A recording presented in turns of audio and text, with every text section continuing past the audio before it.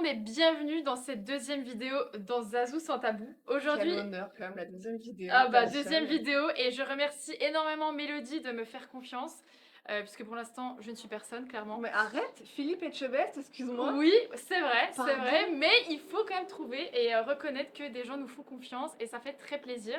Et aujourd'hui, je ne suis pas au Festival de Cannes comme vous pouvez le voir avec le tapis rouge. Je suis pas au Festival de Cannes, je suis même mieux. Je suis à la Loge Paris, la friperie que Mélodie a décidé de créer avec Sarah. Ouais. Donc Mélodie, merci de nous recevoir aujourd'hui ici. Et tu nous fais visiter? Mais bien sûr. Allez, let's C'est go. parti. Et attendez. Avant de visiter la loge ensemble, on va déjà apprendre à connaître Mélodie. Bon, merci Mélodie de nous recevoir à la Loge Paris. Mais merci d'être venue surtout. Voilà, dans un super décor qu'on adore.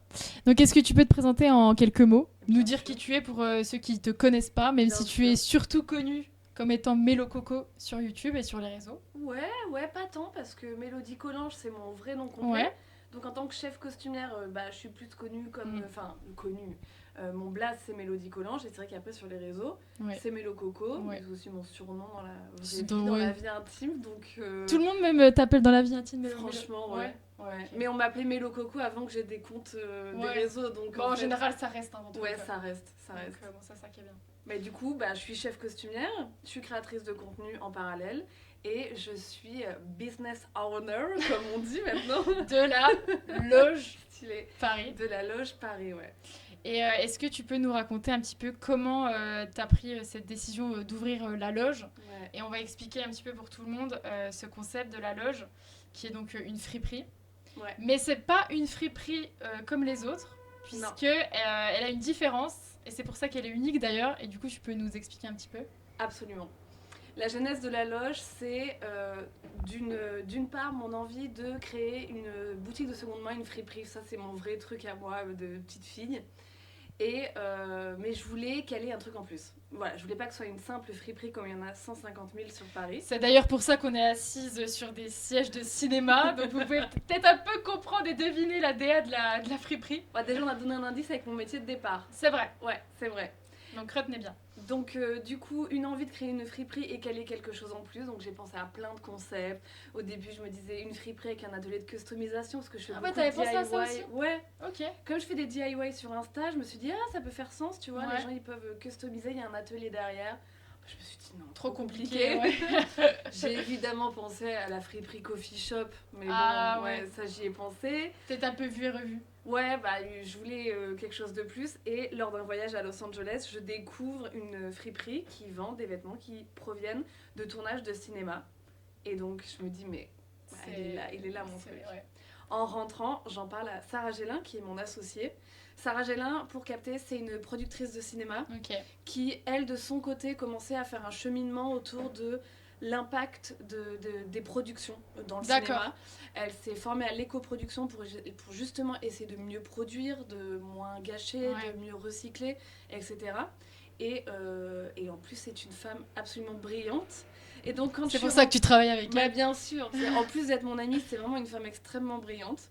Et en rentrant de Los Angeles, je lui parle de cette idée et elle me dit « Mais meuf, je te suis. Mais viens, on le fait, on le tente. » Et donc le tenter, c'est quoi? C'est d'abord, avant d'ouvrir une boutique, c'est de créer... C'est des étapes que vous pouvez retrouver sur la chaîne d'ailleurs de Mélodie, de Mélo Coco, où elle montre un petit peu justement ce cheminement pour arriver à cette friperie aujourd'hui qui est ouverte au public. Mais aussi je trouve ça fou que cette idée elle vient de Los Angeles et que tu décides justement de film-série, parce que bon, Los Angeles c'est quand même un petit peu là où les films ont été créés, quoi. Complètement, Hollywood quoi. Donc je trouve que l'histoire elle est trop belle, tu vois. Ouais. Et mais j'adore l'idée de ramener un concept hollywoodien en France aussi. En fait, ça continue de faire sens avec le projet La Loge, quoi. C'est ça. Et donc avant d'ouvrir simplement une boutique dans laquelle on vend des super vêtements et on fait une super déco, il a fallu créer la société qui, elle, contacte les productions et apporte une vraie solution, rachète les costumes et ça arrive en tapant en porte en disant « Bonjour, en fait, nous, on voudrait racheter vos costumes. Est-ce que vous êtes d'accord ?» Et tout le monde qui nous fait « Hein, mais pourquoi faire ? Vous allez en faire quoi ?» Et donc, voilà. Donc, la loge, c'est 2 projets. C'est la loge Collect, la société qui rachète, et la loge Store, c'est là où on est actuellement. Voilà. Donc, il y a aussi un travail vraiment qui est fait en amont pour aller alimenter la friperie. Ouais. Et au niveau des premières démarches que tu as fait pour contacter les productions, c'était compliqué ou on t'a quand même fait confiance directement ? Franchement, avec Sarah, on stressait de ouf. On se disait non mais les mails ils vont tomber dans l'oubli, personne va nous répondre, mais c'est pas grave. En fait, on avait prévu d'envoyer une première salve de mails, de relancer et tout, et étonnamment, en fait, ça a vachement pris. Ça a pris, direct. Ouais, mais en fait, parce qu'on avait ciblé le problème. Sur les tournages, il y a déjà plein de solutions qui se mettent en place pour mieux recycler les décors, pour être plus écologique sur le tournage. On arrête les bouteilles d'eau, on met à disposition des gourdes sur l'intégralité du tournage. Il y a plein de choses. Les costumes, il n'y a pas grand-chose. Il y a utiliser des housses réutilisables, essayer d'acheter en seconde main, utiliser des produits nettoyants écologiques. Et la plupart du temps aussi, c'est porté une fois, mais après, ça tombe un peu aux oubliettes, quoi. Il y a plusieurs solutions. Il y a quand même des productions qui font les choses bien, qui stockent et qui réutilisent. Donc ça, c'est génial. Il y a des productions qui stockent dans l'espoir de réutiliser, mais ça ne marche pas, parce que ça ne correspond pas au projet suivant, ou d'une costumière à une autre, elle ne va pas dans le stock. Il y a des productions qui donnent aux assos, et ça c'est génial, et ça on encourage à le faire. Il y a aussi les ventes équipes, ça c'est une institution dans les tournages. À la fin des tournages, on met à disposition à prix réduit. Pour les équipes réduies, Ouais, les costumes. On sent une connaisseuse, t'as déjà fait un petit peu. Ça c'est un peu chouette, tu vois. Ça c'est vraiment cool. Mais en fait, nous, on arrive sur la fin, il reste toujours des petites choses, et en fait, on fait une vente équipe, mais au monde entier, quoi. Ouais, non mais tout le monde. C'est trop bien. Ok, et du coup, toi, au niveau de la loge, qu'est-ce que tu fais en amont ? Enfin, par exemple, est-ce que tu vas vendre ici à la loge ou est-ce que tu es vraiment plutôt dans l'ombre, justement ? Ouais. Alors, on a ici à la boutique Vlad qui est responsable de vente et qui est là tous les jours de la semaine. Et ce qui nous permet à moi et Sarah de ne pas être là tous les jours de la semaine. De souffler. Ouais, de souffler. Et puis surtout, comme tu l'as dit, il y a aussi tout le backstage, quoi, tout le cheminement et toute la partie collecte à gérer. Et ça, c'est tout un travail. Alors, c'est vrai qu'avant d'avoir la boutique, avec Sarah, on était focus toutes les deux sur la partie collecte. Depuis qu'à la boutique, on est un peu plus répartis. C'est vrai que moi, je m'occupe beaucoup de la sélection, de mettre en rayon, de m'assurer que tout va bien. On est en septembre et on met pas des maillots de bain, par exemple. Tout ce genre de choses. Sarah, elle est plus sur la partie collecte. Ma grossesse fait aussi que... Oui, voilà. Si vous l'avez pas remarqué, Mélodie est enceinte. On évite d'aller maintenant, moi-même, soulever les choses parce que ça devient compliqué, mais je l'ai fait longtemps. Mais en temps normal, c'est nous-mêmes avec nos petites combinaisons qui allons faire les collectes. Au niveau de ton endroit préféré dans la loge, est-ce que tu en as un ? C'est dur comme question ou... Ouais, c'est dur et c'est pas dur. En fait, j'ai vraiment pensé la boutique en 2 parties. Et j'aime autant les 2 parties pour des raisons différentes. À l'avant, il y a une vraie... à l'avant, tu verras, c'est rose avec un béton ciré.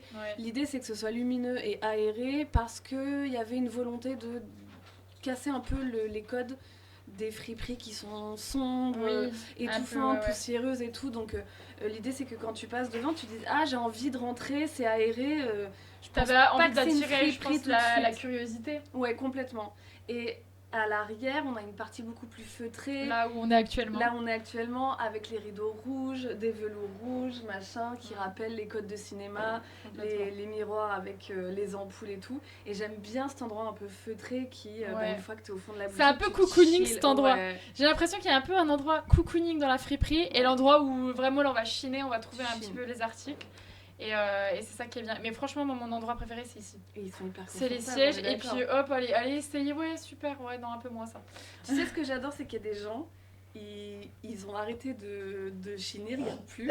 Mais en fait, ils s'assoient et ils scrollent. Bon, je crois que maintenant, je vais venir là. N'hésitez pas. Calme. En mode repos. Et du coup, petite question aussi. S'il y avait une star de film américaine ou française, qui est-ce que tu aimerais voir entrer dans la loge ? Un petit dans peu la loge, chiné, on va voir son dressing Oh, bah, on peut faire les deux. Donc, pour le Moi, je dressing... pense la même personne. Ah ouais? Bon, on va mettre la même personne. Ok. C'est Anna Tawai. Oh Moi, my je god, l'adore. mais je suis fan d'elle, je l'ai vue en vrai, à New York. Je suis fan de cette meuf. Quelle femme extraordinaire.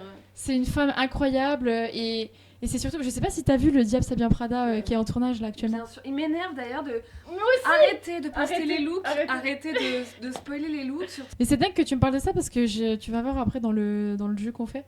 Il y a une référence à elle parce que je l'adore et je trouve Le Diable s'habille en Prada, c'était vraiment un film qui est inspirant dans la mode et même sur tous les plans qu'ils ont fait, la scène mythique, tu sais, où ils traversent tous les passages piétons, enfin ça bien sûr, avec tous les looks. Voilà. Oui, ça c'est bien sûr. Purée. Mais moi je sais que c'est des looks que j'ai mis plein de fois en tant que costumière dans des moodboards pour créer des personnages, bien sûr. Ouais, est-ce que genre Le Diable s'habille en Prada ça t'a inspiré dans ton métier à chaque fois? Mais tu vois, c'est vraiment un film, ça, Le Diable s'habille en Prada, c'est mon film préféré, donc je suis pas hyper objective, mais je trouve que c'est quand même pour moi une des pointures, donc j'ai un peu peur, j'avoue, du 2, parce que j'ai peur d'être déçue. On va pas se mentir, hein. Ah ouais? Ouais, je pense qu'il faut pas avoir trop d'attentes, faut juste le prendre comme un petit peu de sucre, on rajoute un peu, tu vois, un petit peu de miel dans son yaourt, mais il faut pas avoir trop d'attentes, je pense. Malheureusement, j'ai peur qu'on soit déçu aussi. Donc là, dressing Anna Tawai, et si Anna Tawai rentre dans la friperie, là, et je tombe à la renverse. Elle tombe à la renverse. Mais même dressing Anna Tawai de ses apparitions publiques, excuse-moi, mais elle a une styliste. Non, mais j'ai pas les mots. J'ai pas les mots. Et puis... Peut-être je me trompe, mais je trouve qu'elle a l'air gentille, cette meuf. Elle est très gentille. Alors, honnêtement, je vais un peu vous raconter ma story time, mais du coup, j'étais à New York et elle faisait la promotion de son nouveau film, The Idea of You. Oh, oui. Voilà, donc pas un de ses meilleurs. Pas un de ses meilleurs, mais on était content de l'avoir à l'écran. Avec un BG en plus. Je sais plus le nom de l'acteur, je l'ai vu aussi, Nicolas. Désolée, Nicolas. Désolée, si tu passes par là. Voilà. Mais du coup, j'ai eu l'occasion de la voir à la sortie de ce film et la promotion. Et en fait, avant de rentrer dans le tapis rouge, faire les photos, etc., faire la promo du film, elle est venue vers tous les gens qui attendaient dehors. Et oui, j'avais rencontré un paparazzi à New York. Du coup, je l'avais un peu suivi, il m'avait un peu, entre guillemets, pistonné, bien placé, on va dire. Et elle a pris le temps, en sortant du van, de venir saluer tout le monde, de prendre des photos avec tout le monde et de dire merci, thank you et tout. Donc ça se voit, c'est un cœur la dame. Enfin, ça se voit. Ouais, j'ai une photo avec Anna Tawai. Est-ce qu'on peut la voir? Ouais, je peux la montrer. En gros, voilà, la photo en question. La fille derrière m'a demandé de lui renvoyer d'ailleurs. Donc voilà, pour l'anecdote, je vous la remettrai. Mais j'ai rencontré Anna Tawai et par contre, ce qu'on veut, et j'aimerais bien que dans les commentaires on le dise, parce qu'apparemment on ne te l'a jamais dit, Elisa, mais il faut que tu croises Millie Bobby Brown parce que c'est le sosie craché, mais je comprends pas. Dites quelque chose dans les commentaires, j'ai raison ou pas? Voilà, dites-moi si je ressemble à Millie Bobby Brown de Stranger Things. Mais ça m'a frappée. Ah ouais? Mais ça me frappe. Bon, j'ai pas son compte bancaire, désolée. Deux photos là, côte à côte. À l'inverse, moi je trouve personnellement dans ton regard et avec les sourcils et tout, je trouve qu'il y a un air d'Anna Tawai. Alors, waouh! Non, mais alors là, ne lui dis pas ça là. Alors on me l'a déjà dit, figure-toi. Mais non. Ouais, il y a longtemps, quand j'avais plus 20 ans et tout, à l'époque du diable. Quand j'avais la frange et tout, c'est vrai qu'on me l'a eu dit. Donc en plus, la frange, je l'ai gardée longtemps. Excuse-moi, c'est frange. Ouais. Toi, t'es là.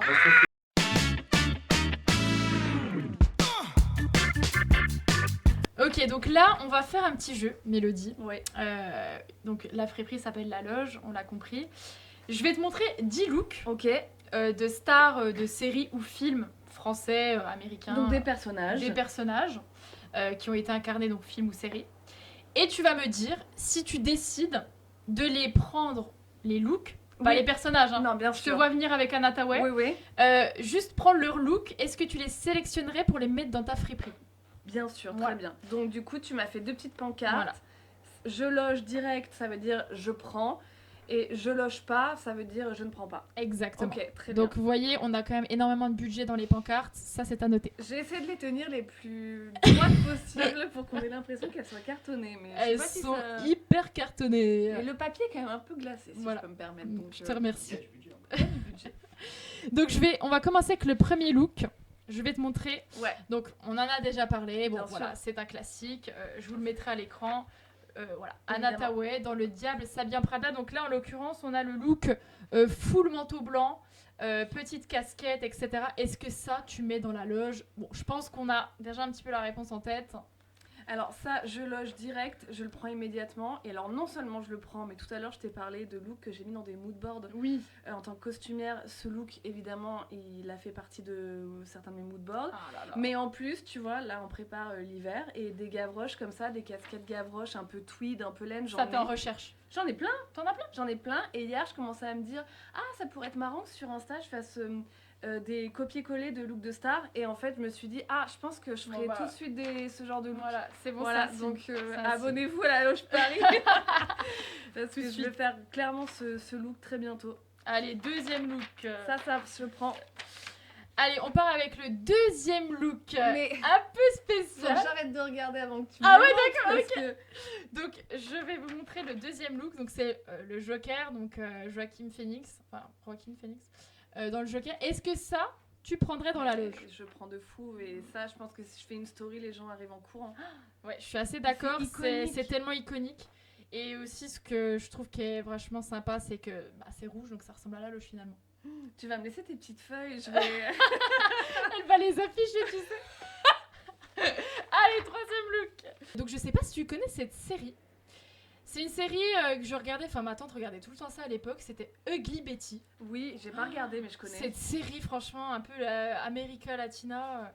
Bref, ouais. donc je te montre ce look. Voilà. Oui, je le connais pas, voilà. il m'est pas iconique dans ma tête. Voilà. Donc c'est un look Ugly Betty pour que vous captiez un petit peu la DA de la série. C'est une femme pas très jolie qu'ils essayent un petit peu de mettre en assistante, etc. Bon, enfin, voilà. pas très jolie, elle a juste un appareil dentaire Voilà. et des cheveux un peu trop crépés. Encore une fois, on s'entend dans le pas trop joli. Ouais. C'est marrant. Mais bon, est-ce que ce look, tu le prendrais? Bien sûr que je prends. Okay. Ça, je prends. En fait, toi, tu prends tout. Hein. Mais je vais y venir, mais c'est le concept de la loge, ça ne gâche rien. Mais c'est vrai, il y a ce côté aussi de collecte et que finalement, tu retrouves dans les looks là. Et souvent, on pense qu'on sélectionne, mais en fait, justement, on ne sélectionne pas, on prend tout. Et après, tu tries du coup. Ce qu'on ne prend pas, c'est l'ultra fast fashion. Ici, je veux pas vendre du Shein, du Amazon Fashion, des choses comme ça, mais parce qu'en fait, je ne veux pas valoriser ces pièces-là. Je veux pas leur créer de la valeur, ni auprès des prods, ni auprès des clients. Donc ça, je refuse de les prendre. Et d'ailleurs, Actu, de plus en plus d'associations les refusent aussi d'ailleurs. Il faut plus acheter ces vêtements. Donc là, quatrième look, Audrey Fleurot. Dans HPI, voilà, la série TF1. Pour ceux qui ont déjà regardé. Donc là, on voit bien une veste un petit peu zébrée orange-noir, je dirais. Tigré en mode. Est-ce que tu loges ou tu loges pas? Mais ça, je loge. Mais tu sais ce que sont devenus ces vêtements? Tu as suivi l'actu? J'ai un petit peu suivi l'actu, c'est pour ça que je me suis aussi permise de proposer ce look. Voilà. Alors, HPI, c'est une des séries qu'on nous demande le plus en DM, parce que c'est une série française qui est hyper populaire. Ça, c'est aussi bien ce que tu dis. Du coup, sur la Loge Paris, tu reçois des messages en mode « Ah, est-ce que vous allez avoir ce film ?» Même des gens qui rêvent et qui me disent « Est-ce que vous avez Desperate ?» Je suis là, mon piqué, j'ai envie de le prendre dans mes bras en disant J'aimerais, mais déjà, ils sont bien loin. Et puis, alors, est-ce que tu vises dans un dream idéal, un rêve idéal les productions américaines. Ouais. En fait, oui, bien sûr, parce que je sais que c'est ce que les clients adoreraient, pouvoir avoir ces séries-là en France. Maintenant, écologiquement, faire importer des vêtements qui proviennent des États-Unis pour les vendre en seconde main, je trouve que c'est un peu un non-sens. Maintenant, s'ils veulent les foutre à la poubelle, je vais les chercher. Moi, bien sûr. Je prends ma barque, j'y vais, il n'y a pas de problème. Après, il y a aussi quelque chose qui est très contractuel. Les États-Unis, ils sont beaucoup plus fermés à ce système-là. Alors, je ne sais pas comment fonctionne la boutique que j'ai en exemple à Los Angeles. Elle existe depuis 40 ans. Je pense que c'est quelqu'un qui est très implanté dans le domaine. Et depuis 40 ans, qui a carrément des deals, je pense, avec les prods. Mais pourquoi pas un jour. Déjà, on reste en France. Oui, on développe un petit peu le côté français, Europe, parce que la Belgique aussi nous contacte beaucoup. Donc déjà, on va rester, il y a beaucoup à faire. On va faire ça. Si vraiment on déborde de vêtements, on ouvrira une deuxième boutique. Pourquoi pas en région? En région? Bien sûr. Ok, trop bien. Bien sûr. Beaucoup nous disent une deuxième boutique à Paris. Non, il n'y aura jamais de... Franchement, 98%, je suis sûre, il n'y aura jamais de deuxième boutique à Paris. Non, mais je trouve ça bien aussi de pas forcément en ouvrir une que à Paris et d'en faire profiter aussi les autres personnes en France. Quoi. Dans le sud de la France, il y a plein de productions. Toutes les productions des Plus belle la vie et compagnie. La vie, Demain nous appartient et tout. Ouais. Et donc, pourquoi pas ouvrir une boutique. Ça, ils t'ont déjà contacté pour ce genre de... On les a contactés, ils ont déjà un système, ils ont un très bon système de stockage. Et donc ils réutilisent beaucoup. Donc pour l'instant, on ne travaille pas avec eux. Mais vous restez disponible. Mais ils nous connaissent. Et donc on verra sur le long terme. Mais là c'est bien, tu commences à te faire connaître pas mal je pense avec les productions et maintenant hop un coup de fil, on a ça, tu veux maintenant ils viennent à nous, on n'a même plus besoin de démarcher. En fait. Ça c'est la classe, ça c'est la classe maintenant. C'est ça qui est génial, parce qu'on a juste fait une salve de mails quand on a lancé la loge collecte. Et maintenant, en fait, c'est beaucoup de bouche à oreille. Ça veut dire que notre service, il est pertinent. Et du coup, c'est génial parce qu'on n'a plus besoin de relancer, quoi. Ou très peu. C'est génial. Ok, allez. Donc Morgane, on prend. Morgane, tous ces vêtements ont été vendus au profit de la Fondation des femmes. Et ça, c'est génial. Du coup, et explique un petit peu, Mélodie, du coup, t'étais à la foire, pas la foire, à la braderie. À la braderie de Lille. Mélodie était à la braderie à Lille la semaine dernière. Exactement, avec TF1 et la série HPI. Et en fait, ils ont fait tout un stand où ils ont vendu toutes les tenues de Morgane Alvaro au profit de la Fondation des femmes. Et donc, j'étais présente pour animer, soutenir, et c'était génial. Je leur ai signalé que selon moi, ça aurait pu être hyper sympa de mettre aussi à disposition les vêtements des autres personnages. Je pense à Bruno Sanchez ou Bérangère Macnis, par exemple. Parce que il y avait des darons qui accompagnaient leurs filles et peut-être qui auraient aimé repartir avec une chemise du commissaire ou quoi. Je sais que c'est quelque chose qui fonctionne ici et du coup la prod m'a dit oui c'est vrai, on n'y a pas pensé et tout. Donc je ne sais pas où sont ces costumes des autres personnages. Peut-être pour une prochaine fois. Ils me connaissent, ils peuvent nous appeler à tout instant. Trop bien. Donc là je vais te montrer un acteur français. D'accord. Si je te dis Marie de Laila Bekti. Oui, bien sûr. Voilà. Alors, bien sûr. Je sais pas si... Moi, je n'ai pas regardé la série. Tahar-Rahim. Exactement. Le serpent. Dans le serpent. Et je n'ai pas regardé la série, moi. Tu l'as regardé ? C'est extraordinaire, mais c'est effrayant parce que c'est tiré d'une histoire vraie. D'accord. J'ai pas regardé, donc honte à moi. Mais est-ce que ce look, tu le loges ou pas ? Mais bien sûr que je le loge. Voilà. Mais en plus, t'es complètement dans l'actu parce que la semaine dernière... J'ai fait une story. J'ai pas vu. Où Brookie, il a des lunettes. Je te jure, je t'enverrai la photo, tu pourras l'insérer. Brookie, on lui a mis des petites lunettes fumées. Et du coup, j'ai fait une story où j'ai mis Charles Sobrage et Brookie. J'ai marqué le doublure officiel. Ici, là, il y a Tahar-Rahim dans le serpent et là, Brookie avec la même photo avec les lunettes. Je te la donne. Voilà, c'est un signe. 6e look, Mélodie, que je voulais te montrer. Bien sûr. Si tu le mettrais dans la loge ou non. Un film mythique français qui a bercé un peu mon adolescence. Je pense aussi la tienne. C'est le la boom de la nouvelle génération. Je suis assez d'accord.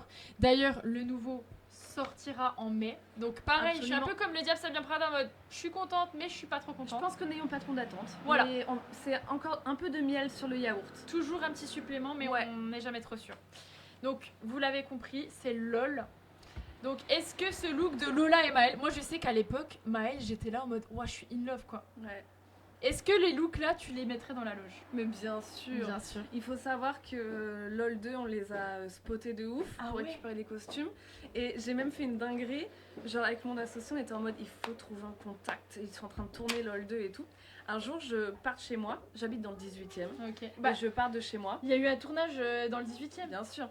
Je pars de chez moi et il y a un camion costume en bas de chez moi.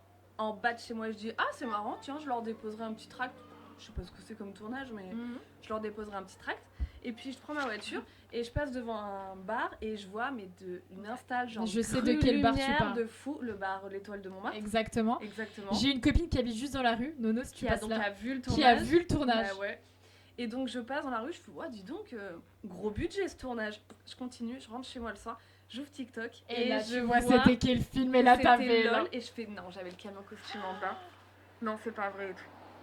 Le lendemain ils sont pas là. Le surlendemain, je descends avec mon chien, le camion costume est là. De retour. Et donc là j'avais un rendez-vous donc j'étais là OK. Genre j'écris à Sarah, je fais Sarah là, je sais pas ce qu'il faut que je fasse mais je ne bouge plus non d'ici. Mais il faut. Donc je me dépêche de faire mon rendez-vous, je remonte chez moi, je vais chercher des petits tracts, je redescends. Il y a plus de camion costume. Putain, si tu rigoles. Non. Et là, je me dis non, c'est pas vrai. Et il est parti. Il est parti. Genre, entre le moment où je suis montée chercher les tracts et que je descends. Et il y avait le camion régie de devant. Ouais.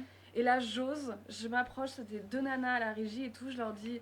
Les filles, je vous explique, voilà, j'ai un concept, je rachète des costumes et tout. En plus, c'est une qui me dit, ah mais attends, mais je te connais, t'es Mélo Coco. Et donc, oui, je suis Mélo Coco. C'est absolument moi, c'est tout à fait moi. Et je leur ai laissé des tracts et je leur ai dit, je vous en supplie, donnez ça au régisseur costume, à la prod, n'importe qui. Personne nous a contactés. On t'avoue la production de LOL. Bah, peut-être qu'ils en ont. Voilà, contactez, on a justement envie. On a été bercés par ce film et là on aimerait justement que la loge puisse avoir les habits du nouveau tournage. Mais oui, on les veut. Après des fois ils les gardent jusqu'à la promo parce qu'ils ont besoin de réutiliser les looks pour la promo et tout. Donc des fois il y a des films qui nous contactent genre une semaine avant la sortie. Ah ouais? Ouais, vraiment ça arrive. Ça arrive. Bon, si quelqu'un connaît quelqu'un du film, de la prod de LOL, même de l'ancien LOL, s'il y a encore des vêtements qui traînent, vous contactez Mélodie. J'adorais avoir LOL 2 à la sortie. Là, c'est une dinguerie. Donc bref, loge direct. Allez, ça loge. Allez, le look que je vais te proposer. J'ai pas regardé la série non plus. Ok. Peaky Blinders. J'ai pas regardé la série non plus, mais la DA générale est iconique. La DA est folle. C'est-à-dire que, typiquement, c'est le genre d'œuvre où, sans avoir regardé, ni toi ni moi, quand on voit quelqu'un en cosplay ou habillé dans le style, tu dis Peaky Blinders. Exactement. T'as jamais vu. Ça, c'est d'une puissance, c'est fou. Je suis dingue. Allez, ça loge, allez. Et puis, bon, look iconique, série américaine iconique, je la présente même plus, Desperate Housewives, voilà, Brivante de Camp, Marcia Cross, elle loge direct, voilà. Je loge direct, comme je t'ai expliqué tout à l'heure, en plus c'est ça. Étonnamment une des séries qu'on me demande beaucoup, HPI étant celle qu'on me demande le plus, mais les gens ils m'envoient beaucoup, est-ce que vous avez des tenues de Desperate? Alors, est-ce que tu la prendrais juste pour son look ou aussi pour ses gâteaux? Pour ses gâteaux et pour tout. Pour la DA, la femme, tout. Moi je la prends clairement pour ses gâteaux. Allez hop. Elle est géniale. Prochain look que je te montre, même moi je vais faire la surprise, je vais même pas voir le look. Ok, je sais même plus ce qui reste. Ok. Film mythique, un peu des années 80, je sais pas. Okay. Je vais peut-être me tromper sur la date, m'en voulez pas. Al Pacino dans Scarface. Ah ok, je l'ai vu une fois. Ok, jamais vu. Je l'ai vu. Ah ouais, tu l'as jamais vu? Ouais, c'est un classique. Mais classique, ouais. Je l'ai vu. Al Pacino, qu'est-ce que tu as à nous raconter? Mais Al Pacino, en plus, pareil au stock, là j'ai un lot de costumes blancs. Ah ouais? Alors pas croisés, il me semble pas. Je vous remonte bien. Mais les miens sont iconiques parce que je sais pas si t'as la ref, j'ai les costumes blancs du groupe Frenetics. Frenetics de nom, hein, mais... Le groupe qui avait été le faux groupe années 80 de Squeezie, Théo Bernard, Julien Josselin, Maxence, etc. Et en fait, il s'avère que j'ai récupéré... Excellent. Bah oui, parce que Webedia a fait du tri. Ah ouais. Et j'ai récupéré... Alors, j'ai pas leurs chaussures. Webedia a gardé les chaussures parce qu'ils les utilisent. Ok. Donc, très bien. Très bien. Mais les costumes, le gars qui gère le stock m'a dit mais personne n'en s'en resserre. Donc les polos de couleur et les costumes, voilà. Donc ils sont tous en bas. Et bah donc je pourrais bientôt à retrouver dans la loge un look peut-être inspiré d'Al Pacino. Ok, dernier look que je voulais te présenter. Ouais. C'est une série américaine. Je sais pas si tu as regardé un petit peu dans tout ce qui est avocat. Je pense que je l'ai pas vu mais je sais où tu vas. Tu penses? Ouais. Ok, pas sûr. Ali McBeal? Non, pas du tout. Avec du Alice? To Get Away with Murder. Ah, je connais pas du tout. Série incroyable. En même temps, le perso me dit un truc. Alors, je ne connais pas. L'actrice dans How to Get Away with Murder, c'est Viola Davis. Okay. Elle s'appelle Annalise Keating et en fait, elle est un peu connue. Enfin, des fois, elle a des mèmes, tu vois. Genre, parce qu'Annalise Keating, elle a un peu une façon de marcher comme ça avec son sac quand elle arrive à ses procès, tu vois. Et genre, c'est vraiment une trop bonne série, tu vois. Tourner autour, c'est des élèves avocats. Et elle, c'est la prof et ça tourne un petit peu autour de tout ça. Tu devrais regarder, c'est trop bien. Je ne connais même pas de titre. Ah ouais? Mais tu vois, comme quoi. Mais je prends parce que je vous ai dit, à la loge, on prend tout. Voilà. On prend tout. Et elle a que des tenues. Sauf si elle porte du Chine, mais... bon, je crois pas.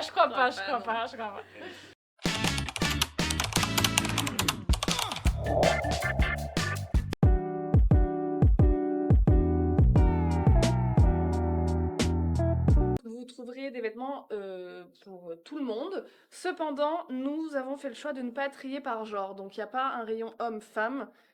Tous les t-shirts sont là, tous les sweats sont là, tous les jeans sont là. Libre à chacun de trouver. Ouais, on a dégenré, on a mis par catégorie plutôt que par genre. Comme ça, l'idée, c'est de s'ouvrir à des coupes et des tailles. Ouais, ok, carrément. Voilà. Moi, je sais que j'adore porter des pantalons qui sont initialement faits pour les hommes. Donc, et même... on trie quand même par catégorie. Donc, ici, il y a les pulls, quelques jupes en jean, sweat, capuche. Trop bien. Une petite sélection de jupes tartan, un peu back to school, un peu Back to prépi, school. tu vois. Sympa. Ouais, j'aime bien. Sympa. Pioche. Alors, celle... Si, voilà. Et donc ici, le concept, c'est que sur les étiquettes, vous pouvez retrouver de quelle œuvre le vêtement provient. Donc, c'est très anecdotique, mais tout le monde adore. Bah moi je sais que si je vois un vêtement et que je vois que le vêtement par exemple a été porté dans une série ou un film que j'ai regardé, je vais être là, oh ouais j'ai regardé la série et je vais peut-être mettre la jupe, donc je trouve le concept est vraiment bien. Ouais, et puis après tu regardes la série pour voir si on la voit. Ouais, c'est clair. Le central qui est assez particulier, il est dédié à ce qu'on appelle ici les sorties de films. Donc quand on a un film qui sort au cinéma dont on a les costumes, on le garde précieusement jusqu'à la sortie du film. Et au lieu de l'éparpiller avec toutes ces catégories dans le magasin, on le met complètement en highlight au milieu du magasin en disant bah voilà, si tu sors du cinéma, t'as tous les costumes du film que tu viens d'aller voir. Voilà. Ça c'est notre portant un petit peu. Portant un petit peu sortie de film. Ouais, sortie de film highlight. Là on est dans l'espace un petit peu, voilà, déjà portant, vêtements, etc. Et là, on va vous emmener dans un espace un peu plus cocooning. Oui, un peu la deuxième partie de la loge. Deuxième partie de la loge où il y a quand même toujours des vêtements, des accessoires, mais un peu plus cocooning. Ouais. Voilà, mais il y a vraiment pour tous les styles. Alors là, tu vois, c'est trié par couleur. Ouais. Tout à l'heure, on parlait de grande taille, tu vois, justement. Et il y a cette robe en 46 que je trouve vraiment très belle. Si on aime le style vintage, évidemment. Mais je trouve qu'elle est vraiment très très élégante. Ouais, donc vraiment Mélodie ici à la Loge Paris avec Sarah, elles essayent de proposer au maximum un panel de taille qui puisse correspondre à tout le monde. Par exemple, qui est une robe vintage, mais je trouve qu'elle a une allure hyper moderne, un peu Jacquemus. Oui, je suis un peu d'accord. Tu vois, avec la petite ceinture, regarde la forme de la ceinture avec une queue de sirène. Ah oh, purée, je l'avais pas vu. Tu vois. Et ça, c'est une taille 50. Ah ouais. Ouais. Ah purée. Donc il y a des grandes tailles. Bon, celle-là, elle est ancienne, mais je trouve qu'elle a une allure plutôt moderne. Ouais, celle-là, c'était sur le film Sentinelle, mais on n'a pas le personnage en particulier. Mais par contre, on a eu toutes les montres des personnages principaux. Donc c'est vraiment les montres qu'ils avaient tout le long du film. Ouais. Et donc c'était trop bien parce que c'était mentionné du personnage. Trop donc bien. les gens savaient qui jouait. Ouais. Et ça c'est trop chouette parce que ça fait des beaux cadeaux. Enfin, typiquement, je sais qu'il y a une très belle montre G-Shock qui a été achetée pour un papa. Ok, trop bien.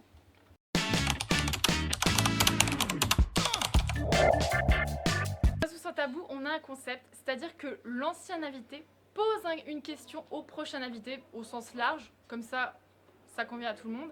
Et donc, nos derniers invités, c'était le groupe Chef and the Gang avec Philippe et Chebest. Donc là, j'ai une question de Philou. Voilà. Donc la question, mon mec va être jaloux. Ah ouais. Prochain invité, est-ce que tu préfères les Rolling Stones ou les Beatles? Bonne question. Réfléchis bien, le prochain invité. Donc, est-ce que tu préfères, Mélodie, les Rolling Stones ou les Beatles? Je pense que je suis plutôt Beatles. Beatles, plutôt un peu.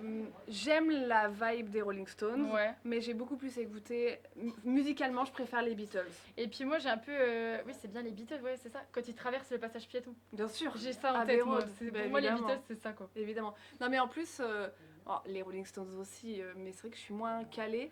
Les Beatles, il y a vraiment plusieurs éras musicales et je trouve que c'est même historiquement c'est hyper intéressant à suivre, ne serait-ce qu'à s'intéresser. Merci d'avoir été dans notre vidéo, Mélodie. Merci pour ta présence. J'ai un truc à te remettre, un petit cadeau en lien avec la loge que j'aimerais quand même te donner avec un petit peu la DA, on va dire, de la friperie. Je te remets le César de la loge qui a été bien sûr collecté à Hollywood avec tous mes contacts. Voilà, donc je te remets cet Oscar pour la friperie. Oui, c'est un Oscar, on est d'accord, c'est pas un César. Oscar. Et quelle est la catégorie? La catégorie de la meilleure friperie de Paris. Mais écoute, c'est incroyable. Franchement, je voudrais remercier mes parents avant tout. Mais merci beaucoup. Merci à toi. Merci d'avoir regardé la vidéo avec Mélodie. N'hésitez pas, si vous êtes à Paris ou si vous venez passer un week-end, faire un tour à la loge. pour chiner et vous aurez peut-être l'occasion de voir l'Oscar de la loge, la meilleure loge de Paris.